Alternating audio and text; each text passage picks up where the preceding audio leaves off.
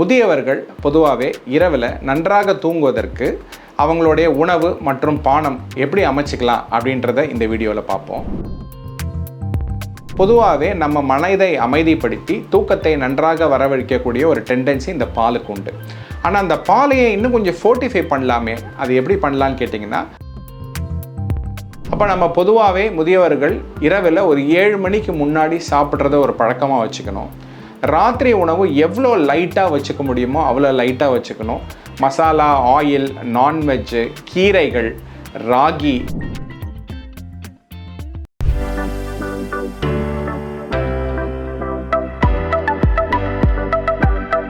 பூங்காற்று நேயர்களுக்கு வணக்கம். முதியவர்கள் பொதுவாகவே இரவில் நன்றாக தூங்குவதற்கு அவங்களுடைய உணவு மற்றும் பானம் எப்படி அமைச்சிக்கலாம் அப்படின்றத இந்த வீடியோவில் பார்ப்போம். பொதுவாகவே முதியவர்களுக்கு ஒரு பெரும் பிரச்சனையாக இருக்கிறது இந்த இரவு தூக்கம். இதுக்கு ஒரு அருமையான சொல்யூஷன் நம்ம எல்லாருமே ஆல்ரெடி கடைபிடிக்கிற ஒரு விஷயம், இரவில் பால் குடிக்கிறது. இந்த பாலில் ட்ரிப்டோஃபன் அப்படின்னு சொல்லக்கூடிய ஒரு ஆல்கலாய்டு இருக்கிறதுனால பொதுவாகவே நம்ம மனதை அமைதிப்படுத்தி தூக்கத்தை நன்றாக வரவழைக்கக்கூடிய ஒரு டெண்டன்சி இந்த பாலுக்கு உண்டு. ஆனால் அந்த பாலையை இன்னும் கொஞ்சம் ஃபோர்ட்டிஃபை பண்ணலாமே, அது எப்படி பண்ணலான்னு கேட்டிங்கன்னா, அந்த பாலில் நம்ம கொரோனா டைமில் சாப்பிட்டோம் இல்லையா, மஞ்சள் பால், கோல்டன் மில்க் அப்படின்ற கான்செப்டில் நம்ம மஞ்சளை பாலுடன் சேர்த்து சாப்பிடும் போது தூக்கம் நன்றாக வர்றதுக்கான ஒரு நல்ல வாய்ப்பாக அமையும். அது மட்டும் இல்லாமல் நம்மளுடைய மூலிகையான அமுக்ரா, இந்த அமுக்ரா சூரணம் கடைகளில் கிடைக்கிறது. இந்த அமுக்ரா சூரணம் வாங்கி இரவில் 1 ஸ்பூன் பாலில் கலந்து சாப்பிடும் போது அந்த பிரெயினோடைய ஆக்டிவிட்டி காம் ஆகி ஸ்லீப் இன்னும் டீப்பாக வர்றதை நம்ம பார்க்க முடியும். அடுத்த நாள் மார்னிங் ஃப்ரெஷ்ஷாக, ஆக்டிவாக, எனர்ஜெட்டிக்காக எழுந்திருக்க முடியும். இது நரம்புகளுக்கும் நல்ல பலம் கொடுக்கும். ஸோ அதனால் இந்த அமுக்ரா சூரணமை பாலில் கலந்து சாப்பிட்லாம். இது இல்லாமல் நம்ம சதாமாஞ்சில் சூரணம் அப்படின்னு கடைகளில் கிடைக்கும். அதையும் நீங்கள் வாங்கி பாலில் கலந்து 1 ஸ்பூன் சாப்பிட்டா ராத்திரியில் தூக்கம் நன்றாக அமைவதை நம்ம பார்க்கலாம்.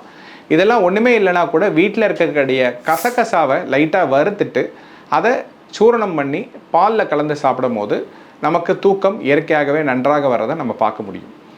இந்த பானங்களை மட்டும் நம்ம கரெக்டாக அமைச்சிக்கிட்டாலும் நம்மளோட உணவுகளை இன்னும் பெட்டராக நம்ம பிளான் பண்ணினா இன்னும் கூட தூக்கம் பெட்டராக கொண்டு வரலாம். அப்போ நம்ம பொதுவாகவே முதியவர்கள் இரவில் ஒரு 7 மணிக்கு முன்னாடி சாப்பிட்றத ஒரு பழக்கமாக வச்சுக்கணும். ராத்திரி உணவு எவ்வளோ லைட்டாக வச்சுக்க முடியுமோ அவ்வளோ லைட்டாக வச்சுக்கணும்.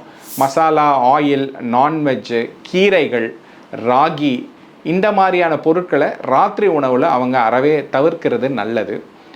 சப்பாத்தி கூட ரொட்டி மாதிரி, அதாவது எண்ணெய் இல்லாமல் ரொட்டி மாதிரி செஞ்சு சாப்பிடுவது நல்லது. இரவில் ஒரு வாழைப்பழம் சாப்பிடுவதும் மலம் அடுத்த நாள் காலையில் ஃப்ரீயாக போகிறதுக்கும் அந்த உணவில் ஏற்படக்கூடிய அசிடிட்டியை குறைக்கிறதுக்கும் அந்த வாழைப்பழம் கூட உதவும். ஸோ இந்த மாதிரியான இரவு உணவை லைட்டாக வச்சுக்கிட்டு நைட்டு பாலில் ஏற்கனவே சொன்ன மாதிரியான மூலிகைகளை கலந்து சாப்பிடும் போது அவங்களுடைய தூக்கம் இயற்கையிலேயே நன்றாக வருவதை நம்ம பார்க்கலாம். பூங்காற்று, இது நாளைய நல்வாழ்விற்கான வழிகாட்டி.